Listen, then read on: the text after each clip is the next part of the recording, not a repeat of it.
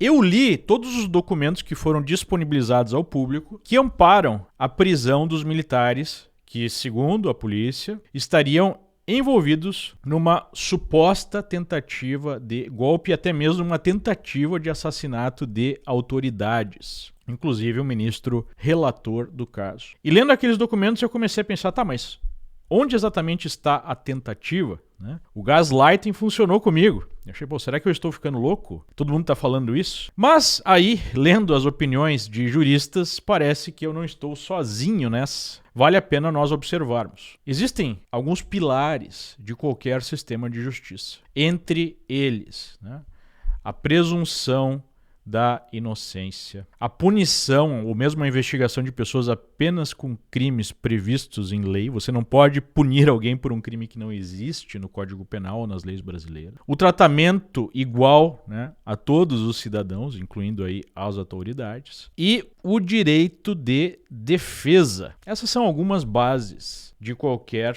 sistema de justiça, de qualquer país em que vigora o Estado de Direito. Infelizmente, isso parece que ficou no passado no Brasil. Então, vamos ler algumas opiniões, porque eu não vou aqui imputar meramente a minha, para falar de juristas. Vamos começar com o jurista Fabrício Rebelo. Fazendo um apanhado de tudo que se noticiou hoje sobre a prisão de militares, é extremamente difícil compatibilizar a decisão com o direito penal brasileiro, o real e não o criativo. Número 1. A fase de cogitação de um crime não é punida em nenhuma hipótese, seja lá qual for ela. Assim, se alguém pensa em matar outra pessoa, por exemplo, e nada faz para colocar em prática seus pensamentos, a ele não é possível aplicar nenhuma punição. Os atos preparatórios para um crime, por regra, igualmente não são punidos. E as exceções precisam estar explícitas na lei, como no caso do crime de terrorismo. Se alguém começa a praticar um crime ou interrompe antes de obter qualquer resultado, não responde por nada além daquilo que efetivamente praticou. E se isso não constitui crime, não responderá por conduta nenhuma. A autoria intelectual, o mandante de um delito, jamais pode ser presumida. É sempre imprescindível se comprovar que alguém ordenou ou induziu decisivamente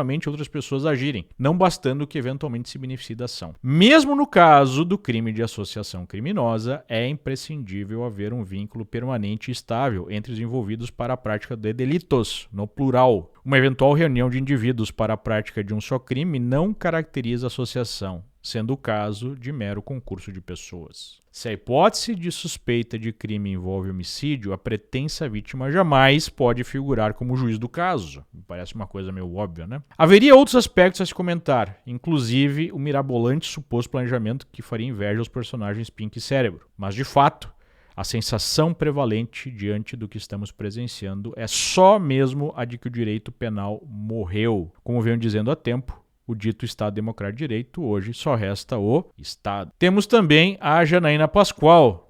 As notícias são surreais. Os jornalistas falando que tentaram matar o Lula, mas desistiram. Pelo amor de Deus. Será que esses veículos não têm uma assessoria jurídica para evitar passar vergonha? Mas, Janaína, esses veículos não estão mais na fase da imprensa, de noticiar os fatos ou mesmo de dar opiniões. Esses veículos produzem o que se chama de propaganda política. São meros aparelhos da esquerda. Mas voltando ao texto da Janaína. E isso faz tempo, Os líderes mundiais não devem estar entendendo nada. Não houve tentativa. Para ter tentativa é preciso ter início da execução. Mesmo quando se inicia a execução, que não ocorreu no caso, a desistência voluntária descaracteriza a tentativa. Por óbvio, o tal plano precisa ser investigado, mas não dá para dizer que houve tentativa de homicídio do presidente. Até ele está surpreso. Ele mesmo disse, no início do mandato, que precisaria ter uma narrativa para justificar tudo o que está acontecendo no Brasil nos últimos anos. Não estou diminuindo as investigações, voltando aqui a Janaína, mas a imprensa precisa lidar com os fatos. Infelizmente, a última coisa que a imprensa está preocupada é com os fatos, Falando aqui da esmagadora maioria do que já não é mais imprensa, do que se trata de uma militância de redação. André Marcília. Alguns aspectos jurídicos sobre a decisão de hoje. 1. Se os documentos não demonstram início de nenhuma ação de execução, não há crime. Cogitar sem executar, seja o que for, é lícito ou não haveria livros e séries de crime no Brasil. 2. Se os fatos são de 2022, não há ameaça presente, não havendo razão para se ignorar o devido processo legal, decretar sigilo e deferir medidas de força. Ou seja, para que você vai colocar uma prisão preventiva de um sujeito que supostamente seria uma ameaça há 2 anos atrás? 3. Ignorar esses fatos viola a presunção de inocência dos envolvidos. 4. O ministro Moraes seria vítima, não pode ser juiz do caso.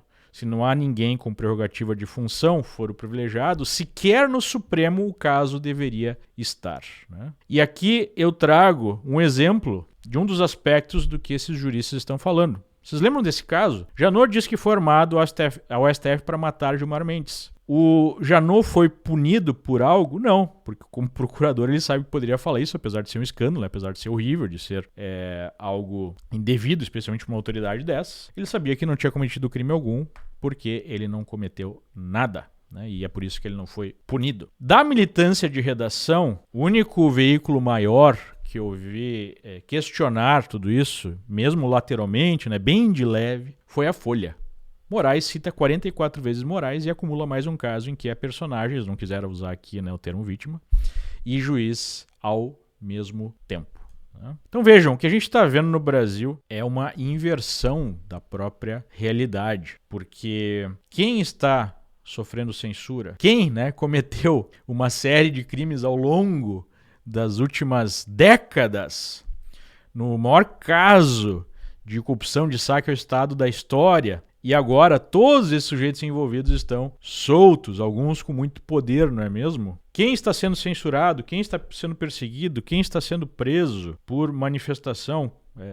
Onde estão os exilados? Tivemos até uma morte na cadeia. Quem está presa há 2 anos por escrever numa estátua com batom? Então, é uma inversão completa, é um gaslighting. Para quem não sabe, gaslighting é quando você fica levando uma pessoa à loucura ao afirmar coisas absurdas, né, e fazer de conta que a única pessoa que não está entendendo, que está percebendo algo, é ela e não o resto dos seus familiares, amigos, do resto da sociedade, né? A imprensa está fazendo exatamente isso neste momento. Mas eu entendo, né? Tudo é necessário para justificar o que acontece no Brasil hoje. Até mesmo os defensores desses procedimentos questionam, né? E colocam a sua excepcionalidade, para dizer o mínimo. Então tudo isso precisa ser justificado com acusações gravíssimas. Estamos fazendo tudo isso porque olha só a ameaça que paira sobre nós, né? É um truque